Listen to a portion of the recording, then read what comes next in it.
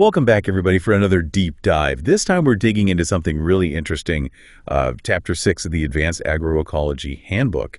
And I'm excited to be joined again by our agroecology expert. Thanks. Glad to be here. So this chapter is called The Role of Community and Policy in Agroecology. And I think it's so important because, we often focus on the practices on the farm itself, but this really zooms out to the bigger picture. Yeah, for sure. I think what's really cool about this chapter is that it emphasizes those three pillars of agroecology. Yeah. It's not just about the science or the practices themselves, but also about the movement, the social side of things. Yeah. It's like a reminder that we can't achieve these big changes in isolation, right? It takes a whole community, a whole network of people working together. Exactly. It's like that saying, it takes a village. And this chapter dives right into that. How do we engage communities in these agroecological transitions? Right. Because it's not just about changing what happens on the farm, but also about changing the mindset, the culture around food and agriculture. Yeah, totally. And one of the most effective ways to do that is through, participatory approaches, especially farmer-to-farmer learning. Ooh, I love that. Teaching farmers, sharing their experiences and knowledge. It's so powerful, right? Because who better to learn from than someone who's actually out there in the field day in and day out, dealing with the real-world challenges and triumphs of agroecology. It's like that hands-on wisdom, Yeah. You can't get that from a textbook. Exactly. And the chapter highlights some really cool examples of this. Have you ever heard of the Three Sisters planting method? Oh, yeah. Tell me more about that. Well, it's this ancient technique from Latin America where they grow maize beans and squash together in a polyculture system. And they all benefit each other. Yeah. The beans fix nitrogen in the soil, which helps the maize grow better, and the maize stalks provide support for the beans to climb. And then the squash spreads out on the ground, acting as a living mulch to suppress weeds and conserve moisture. Wow. It's like they intuitively understood the principles of agroecology centuries ago. Exactly. And the chapter also talks about the milpa system in Mesoamerica, which is another great example of these ancient agroecological practices that have been passed down through generations. It's amazing to think about the depth of knowledge and experience that's embedded in these traditional farming systems. It's incredible, right? And it shows us that agroecology isn't some newfangled idea. It's really about tapping into this ancient wisdom and adapting it to modern contexts. So how do we bring that wisdom into the 21st century? How do we translate these ancient practices into modern community action? Well, the chapter talks a lot about building strong local networks and alliances. Like what kinds of networks? Well, think about things like CSA's community-supported agriculture, where consumers buy shares in a farm and receive a weekly box of fresh produce. I love CSAs. It's such a great way to connect directly with the people who grow your food. Exactly. And then there are farmers markets, food hubs, all these ways to shorten the distance between the farm and the fork and create a sense of community around food. It's about building those relationships, knowing where your food comes from and supporting the farmers in your community. And it goes beyond just the consumer-producer relationship, too. These networks can include NGOs, universities, government agencies, all these different stakeholders coming together to create a more supportive environment for agroecology. It's like creating a web of support, a whole ecosystem where agroecology can thrive. Exactly. But building those vibrant local food systems is just one piece of the puzzle. To really scale up agroecology, we also need to think about policy. Okay, so we're moving from the gardens to the halls of power now. Yeah. This chapter really highlights the importance of public policy in creating an environment where agroecology can flourish, recognizing that individual efforts, while amazing, need to be supported by a broader framework. That makes sense because if the policies don't align with agroecological principles, it's going to be an uphill battle, right? Exactly. So the chapter talks about the need for both national and local policies. On the national level, we're talking about things like national agroecology plans. National agroecology plans. Wow, some countries are already doing that. Yeah, it's really cool. These plans outline a comprehensive roadmap for transitioning to more sustainable food systems. It's about setting a vision for the future and then putting policies in place to support that vision. So it's like a big picture approach, looking at everything from research and development to farmer training to market access. Exactly. And then on the local level, there are all sorts of things that can be done, like municipal programs that support urban agriculture or zoning regulations that encourage small-scale farming. That's awesome. Bringing agroecology into the cities could have a huge impact. Absolutely. And then there's the crucial role of advocacy and lobbying, like citizen action, grassroots movements, pushing for policies that support agroecology. I love that. It's about people, power, using our voices to create change. Yeah, it's about raising awareness, mobilizing communities, and putting pressure on policymakers to prioritize sustainable food systems. It's like the movement part of agroecology really coming alive. Yeah. People coming together to demand a better food future. Exactly. And this chapter emphasizes the importance of building coalitions, bringing together farmers, consumers, researchers, activists, all these different groups to amplify their message. Because there's strength in numbers, right? Mm-hmm. Especially when you're up against powerful interests that might not be so keen on these changes. Absolutely. The chapter acknowledges that there will be pushback from those who benefit from the status quo, but it also emphasizes that by building a broad-based movement and demonstrating the benefits of agroecology, we can create the political will necessary to drive real change. So it's not just about shouting louder, but also about making a compelling case for agroecology, right? Showing that it's not just good for the planet, but also good for people and good for the economy. Exactly. And that brings us to the really important question of funding. How do we actually support these agroecological transitions financially? Where does the money come from? Yeah, that's a great question. We've talked about policy and community action, but the financial piece of the puzzle is essential, right? Stay tuned, everybody, as we delve into the economics of agroecology after a short break. All right, so we're back, and before the break, we were getting into the nitty-gritty of funding agroecology, right? Because it's one thing to have all these great ideas and community support, but at the end of the day, farmers need to be able to make a living. Exactly, and I think a lot of people have this misconception that agroecology is like this idealistic thing that's not really economically viable, but this chapter really challenges that assumption. Yeah, I've heard that argument before, like, oh, organic is too expensive or sustainable practices just don't yield enough. But I feel like that's such a narrow perspective, right? It is. It's like they're only looking at the immediate costs and not considering the long-term benefits or the hidden costs of conventional agriculture, like the environmental degradation, the health impacts, all that stuff. Yeah, right. It's like that saying, you can pay me now or you can pay me later. Except with agroecology, it's more like invest now and reap the rewards for generations to come. Exactly. And this chapter actually dives into some really interesting ways to make agroecology financially attractive. It's not just about farmers struggling to make ends meet. There are actual mechanisms in place to support them. Okay, so let's talk about those mechanisms. What are some of the ways that agroecological transitions can be funded? Well, the chapter mentions a few things like grants, subsidies, and then this really cool concept called payment for ecosystem services. Oh, yeah. Payment for ecosystem services. I've heard that term before, but can you remind me how that works?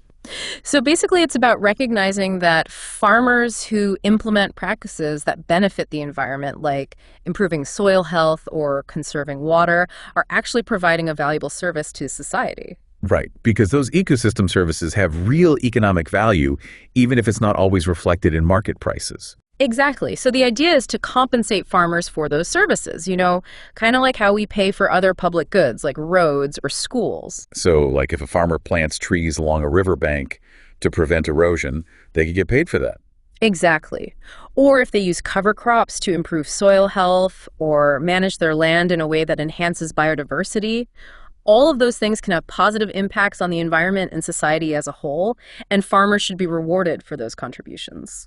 I love that. It's like aligning economic incentives with ecological goals. It is. And there are some really cool examples of this happening around the world. Like in some countries, farmers are paid for the amount of carbon they sequester in their soil. Wow, that's awesome. So it's like incentivizing farmers to be good stewards of the land. Exactly. And then there are grants and subsidies, which can also play a crucial role in supporting agroecological transitions. Yeah, those can be really helpful, especially for farmers who are just starting out or who are facing some of the initial costs of transitioning to more sustainable practices. Absolutely. Like grants can provide funding for research and development, helping to advance agroecological knowledge and make those practices more accessible to farmers. And subsidies can help to offset some of the costs of things like buying organic seeds or inputs or investing in new equipment. Exactly. And the chapter emphasizes that these funding mechanisms shouldn't be seen as handouts. They're investments in a more resilient and sustainable food system that benefits everyone. Yeah, it's about shifting our perspective and recognizing that supporting agroecology is supporting our own well-being in the long run. Exactly. But the chapter also makes it clear that simply throwing money at the problem isn't enough. Hmm. Farmers also need to be equipped with the knowledge and skills to manage those resources effectively. Right, because it's not just about having access to funding. It's about using it wisely, making informed decisions about how to invest those resources in a way that supports the long-term success of the farm. Exactly. That's why financial planning is so important for farmers who are transitioning to agroecology. They need to understand the costs and benefits of different practices, develop a solid business plan, and seek out expert advice when needed. It sounds like it's about taking a holistic approach, considering not just the environmental benefits, but also the economic viability of the farm. Absolutely. And remember those strong community networks we talked about earlier, they can play a crucial role in this process too. Oh, yeah. How so? Well, imagine a local organization that provides financial counseling or workshops on sustainable business practices, specifically for farmers who are transitioning to agroecology, or think about peer-to-peer mentoring networks where experienced agroecological farmers can share their knowledge and provide guidance to those who are just starting out. Yeah, that's so valuable. It's like creating a community of practice where farmers can support each other and learn from each other's experiences. Exactly. And it really highlights the interconnectedness of all these different aspects of agroecology. It's not just about changing farming practices, it's about transforming our entire relationship with food and with each other. It's about creating a more just and equitable food system that benefits everyone involved, from the farmers to the consumers to the planet itself. Exactly. And while we focused a lot on the positive side of funding agroecology, the opportunities and the benefits, this chapter doesn't shy away from the challenges either. Oh, that's interesting. What kind of challenges are we talking about? Well, one of the key issues is ensuring that these funding mechanisms are accessible to all farmers, not just those who are already well-resourced. Right, because if we're really talking about transforming the food system, we need to make sure that everyone has the opportunity to participate. Exactly. And often the farmers who would benefit most from these programs, like small-scale farmers or farmers in marginalized communities, are the ones who face the greatest barriers to accessing them. That makes sense. They might not have the same resources or connections, or they might not even be aware of these opportunities. Exactly. So it's really important to advocate for policies that prioritize equity and inclusivity in the distribution of these funds, making sure that the application process is clear and accessible, and that there are outreach efforts to reach those who might not otherwise know about these programs. Yeah, it's about creating a level playing field and making sure that everyone has a fair shot. Absolutely. And then beyond accessibility, there's also the challenge of measuring the impact of these funding programs. Like how do we know if they're actually achieving their intended outcomes? That's a great question. It's easy to track the dollars and cents, but how do we measure the real-world impact on the environment and on people's lives? Well, the chapter talks about the importance of developing robust monitoring and evaluation frameworks, going beyond just tracking how much money is spent and actually measuring things like soil health, water quality, biodiversity, and even the social and economic well-being of farming communities. So it's about taking a holistic approach to evaluation, recognizing that the success of these programs can't be measured solely in financial terms. Exactly. And there are a lot of really smart people working on developing these kinds of metrics and tools to help us track the true impact of agroecology. This all makes perfect sense, but I'm curious to know more about what this looks like in practice. Are there specific examples of agroecological projects or initiatives that have successfully navigated these funding challenges and demonstrated tangible results? There are, and that's what we'll be exploring in the final part of our deep dive. Stay tuned for some inspiring examples of agroecology in action and insights into how we can all contribute to this growing movement. Okay, so we're back and ready to hear about those inspiring examples you mentioned, agroecological projects that are actually making a difference in the real world. Yeah. There are some amazing initiatives out there. One that comes to mind is this community-supported agriculture program in the Midwest that's really like killing two birds with one stone. They're providing fresh organic produce to local residents, but they're also revitalizing the rural economy. Okay, so tell me more about that. How did they pull that off?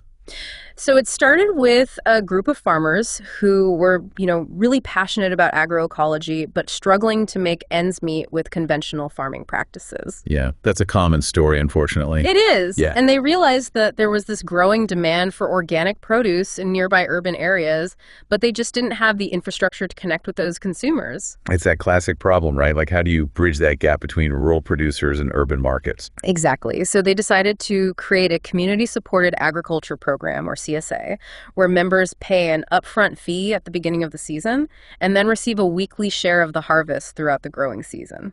Yeah, I love CSAs. Yeah. Such a direct way to support local farmers and get amazing produce. It is. And in this case, they went a step further and actually secured a grant to help them build a processing and distribution center. Oh, wow. So they were able to scale up their operation. Yeah, which meant they could reach a wider market and also extend the availability of their produce beyond the typical growing season. That's brilliant. So they use that grant funding strategically to make a real long-term impact. Exactly. And because they're connecting directly with consumers who are willing to pay a premium for organic, locally grown food, they've been able to create a viable business model that supports their agroecological practices. It's such a great example of how economic sustainability and environmental sustainability can go hand in hand.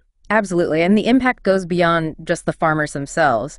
This project has created jobs, revitalized the local economy, and strengthened community bonds. It's like those ripples spreading outwards, creating positive change on multiple levels. Exactly. And, we were talking earlier about payment for ecosystem services. Well, there's this amazing example in Costa Rica where they've implemented a national program that pays landowners to protect forests. Whoa, a national program. That's impressive. Yeah, it's really ambitious. Basically, the government recognizes the value of the ecosystem services provided by forests, things like carbon sequestration, watershed protection, biodiversity conservation. Right, because those things have real economic value, even if it's not always obvious. Exactly. So they've created this fund that pays landowners to maintain forest cover on their properties instead of converting it to other uses like agriculture or development. It's like they're paying people to be good stewards of the environment. Exactly. And studies have shown that it's been incredibly effective in reducing deforestation rates and conserving biodiversity. It's a really powerful model for how we can use economic incentives to protect the natural world. These examples are so inspiring. They give me hope that we can actually create a more sustainable and equitable food system. Me too. But, as we wrap up this deep dive, I think it's important to remember that this is an ongoing process. Right. It's not like we're going to solve all the problems overnight. Exactly. It's about continuous learning, adapting, collaborating, trying new things, and sharing what we learn along the way. And remembering that there's no one-size-fits-all solution, right? Agroecology looks different in different contexts, and the diversity is actually a strength. It is. And, the most important thing is that we all have a role to play in this movement. Yeah. Absolutely. Whether we're farmers, consumers, policymakers, researchers, activists, we can all contribute to creating a better food future. Exactly. So, take what you've learned from this deep dive and go out there and make a difference. Talk to your friends, support your local farmers, advocate for policy changes. Every little bit helps. Absolutely. And never underestimate the power of your own choices. The food you buy, the way you vote, the conversations you have, it all adds up. Well said. It's been such a pleasure exploring this topic with you. Thanks again for joining us. Thanks for having me. And to all our listeners out there, keep digging, keep learning, keep pushing for a better food future. Until next time, happy growing.